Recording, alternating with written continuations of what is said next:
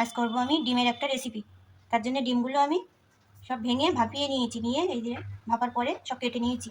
এবার লবণ হলুদ দিয়ে ভাজবো। আর এটা রান্নার জন্য আমি পেঁয়াজ, রসুন, লঙ্কা, টমেটো, আলু, আদা সব রকম এই যে গুছিয়ে নিয়েছি। এবার ডিমটা ভাজবো। আর এই যে ডিমের গন্ধ পেলে আমার বাবু এসে হাজির হয়ে যায়, ডিম খাবে। এই ডিমে লবণ মাখানো, লবণ দেওয়া, তুমি খেতে পারবা না। পেঁয়াজ লবণ টবণ দেওয়া, অল্প করে একটু দেবো, ঠিক আছে? ডিমের গন্ধ পেলেই হলো, ও চলে আসবে। এই যে আমি তেল দিয়ে দিয়েছি, এবার তেলে একটু হলুদ দিয়ে দেবো, দিয়ে আস্তে আস্তে সব ডিমগুলো ছেড়ে দেবো।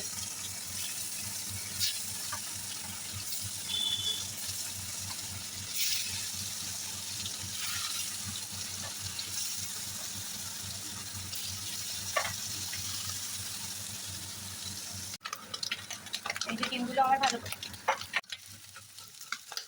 এই যে আমি ডিমগুলো ভালো করে ভেজে নিয়েছি। এবার এগুলো তুলে আলুগুলো ভাজবো।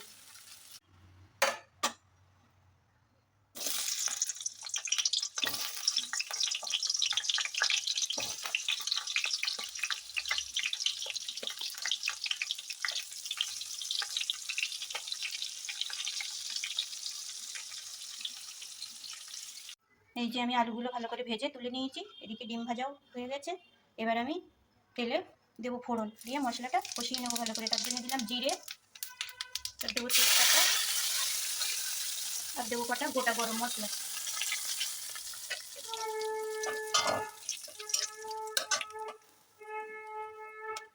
এবার দেবো পেঁয়াজ, পেঁয়াজ আর লঙ্কা কুচিটা আমি দিয়ে দিলাম।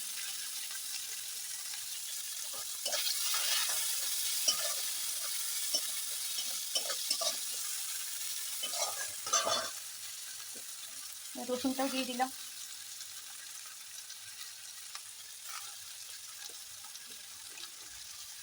এটা ভালো করে